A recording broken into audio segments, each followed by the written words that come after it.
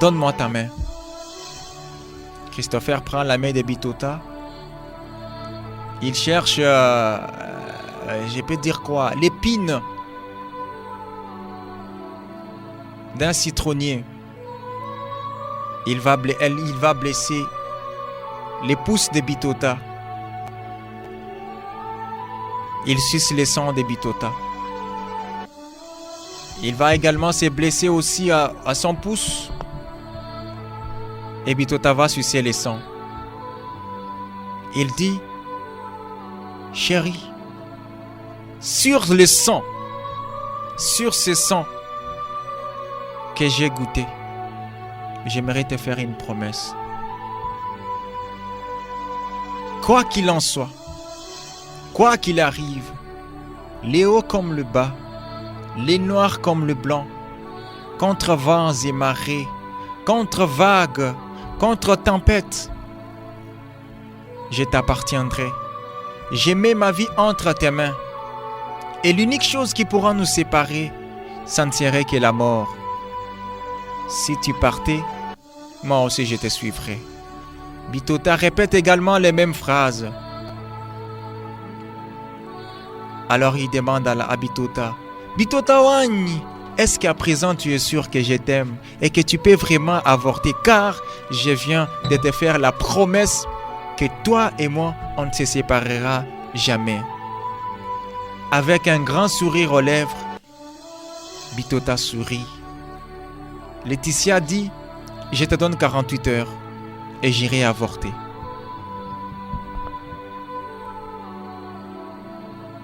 Alors Christopher lui dit, comme je dois partir dans 48 heures, tu resteras le faire après mon départ. Mais quels que soient les problèmes qui pourront arriver, tu ne diras jamais que c'est moi. Jamais de la vie. Et tu ne pourras jamais prononcer mon nom. Garde-moi. Protège-moi. Et par ces vœux que nous avons fait ensemble, je reviendrai pour toi. Bitota dans son cœur, des femmes. Oh, les femmes, je vous loue ce soir et je vous envoie des gloires. Car vous êtes celles qui avez bravé la peur.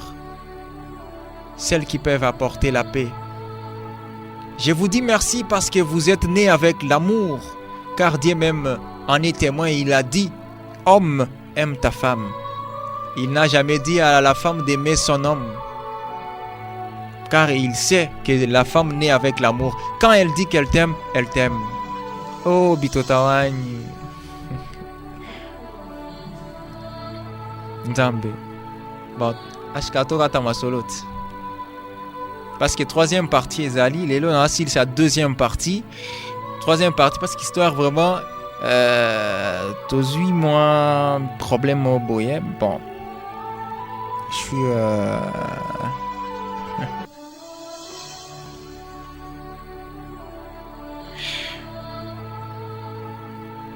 vraiment Bitota Wany.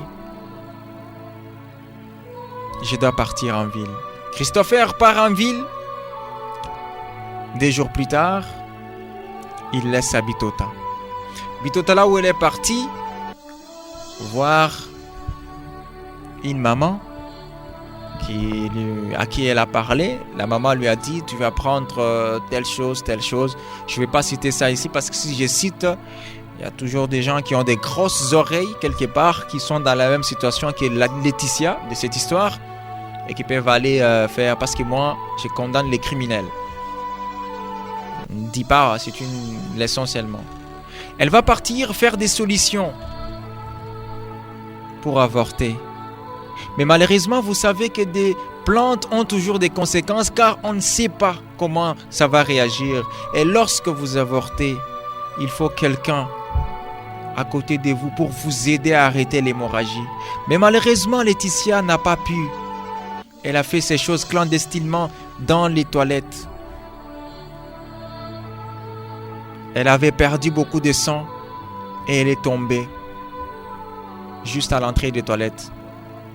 1 heure plus tard, sa maman qui allait pour faire un besoin trouve sa fille à terre, noyée dans le sang, tous les habits remplis de sang.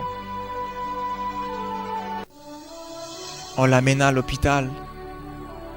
Mais malheureusement, heureusement plutôt, elle n'avait pas encore rendu l'âme. On a commencé à la mettre sur des soins. On l'a soignée. Heureusement, on a quand même arrêté l'hémorragie. Mais, comme c'était un avortement forcé, les médecins ont dit, si vraiment nous essayons, si vous voulez que votre fille puisse rester en vie, il faudrait qu'on enlève la matrice.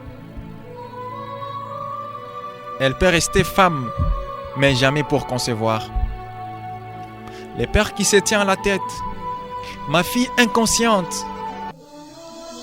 Le propriétaire de cette grossesse ne doit être autre que Christopher, le fils de ma voisine. Mais comme sa fille était dans le coma, il était vraiment occupé à voir sa fille se rétablir.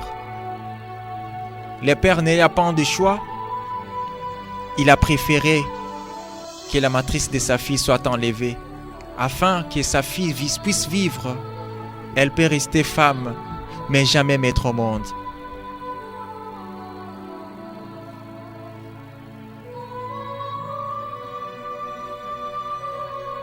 Mawatru.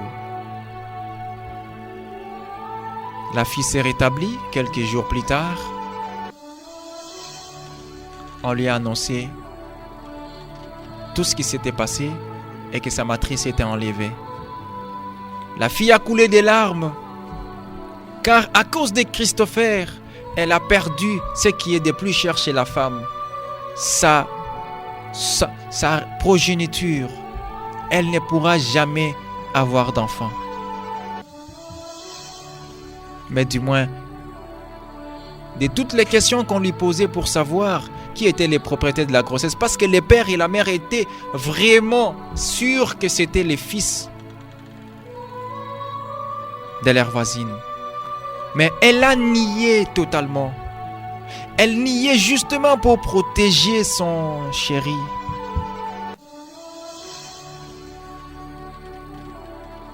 Et l'histoire est restée comme ça. Plusieurs années passèrent. Il gardait toujours contact avec son chéri. Il pouvait causer, parler sur l'évolution des études. Je vous dis franchement, l'homme était allé faire les études de médecine et ça prend presque 9 ans. Et pendant toutes ces 9 ans, la fille attendait toujours. Car dans les villages, on la connaissait. Elle était déjà une honte pour les villages. Et à cause de ça, de beaucoup de soucis pour sa fille bien-aimée, la mère était même décédée. Le père était resté seul avec sa fille. Elle a perdu sa mère à cause de Christopher. Elle était une honte. Ils étaient marginalisés, rejetés dans les villages. Ils n'avaient pas de dignité. La famille de Laetitia n'avait pas de dignité dans les villages. Son père était devenu pauvre, car ne pouvant collaborer avec personne. La fille d'un homme qui a jeté la honte sur les villages.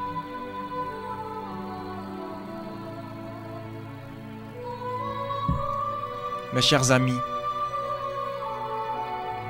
je manque de mots. Merci beaucoup à tous, pour tous qui nous suivez. Je pense que mon gradi, est-ce que tu as un mot à dire là-dessus?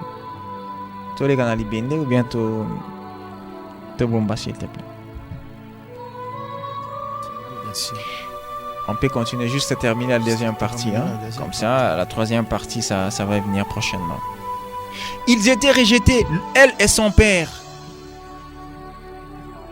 Aucun homme ne pouvait l'aimer dans les villages, car on savait, chaque fois qu'un garçon lui parlait, même un garçon qui pouvait venir en ville, inconnu qui pouvait venir dans les villages, chaque fois qu'il abordait la fille, on lui disait « Qu'est-ce que tu es en train de faire? Oh, tu ne sais pas que tu es en train de parler avec un homme comme toi ?» Et quelle est cette femme qui peut supporter une telle souffrance? Quelle est cette femme qui peut accepter que sa dignité soit bafouée jusqu'à ce niveau? Mais elle a accepté tout cela pour Christopher. 9 ans de misère, de souffrance, d'humiliation. Mais Christopher restait toujours en contact avec sa chère fiancée. Après avoir terminé ses études, 9 ans plus tard, imagine, les garçons est parti pendant 9 ans. Qui est cette fille actuelle qui peut accepter même que les garçons puissent aller 3 mois sans qu'il ne se trouve un autre mec? Amour à distance. Mais les garçons n'avaient jamais oublié sa fiancée, contrairement à ce que beaucoup pensaient. Quand il a terminé, il a eu du mal à avoir un travail. Mais là où il habitait, dans une parcelle, il y avait aussi une fille qui habitait seule.